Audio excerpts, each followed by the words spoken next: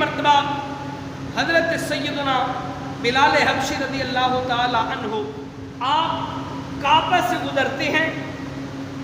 بتوں کے اوپر تھوکتے ہیں، تھوکنے کے بعد نا ان کو برا بھلا کہتے ہیں۔ بس یہ تھوکنا کفار مکہ والوں نے دیکھ لیا، بھاگے حضرت بلال حبشی کے پیچھے، آپ دوڑتے ہوئے اپنے مالک کے گھر داخل ہوئے، پیچھے وہ بھی آ گئے، انہوں نے جا کے عبداللہ بن جدعان کو شکایت لگا دی، کہا آپ کے غلام نے ہمارے معبودوں پر تھوکا بھی ہے، برا بھلا بھی کہا ہے۔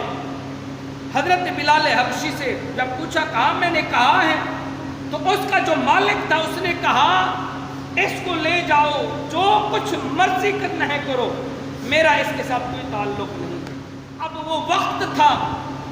حضرت بلال حبشی نے کلمہ پڑھ کر اسلام کے اندر داخل ہو چکے تھے، لیکن مصطفیٰ نے تلقین فرمائی تھی کہ چھپانا ہے۔ حضرت بلال حبشی کو ابو جہل اور امیہ بن خلف اتنا سزا دیتے کہ تپتی دھوپ کے اندر لٹا دیتے،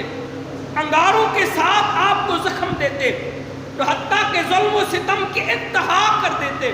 اور آپ کی زبان پر ایک ہی صدا ہوتی، وہ احد احد کی پکار ہوتی، احد احد کی پکار ہوتی، ایک کی صدا تھی کہ وہ ایک ہی ہے،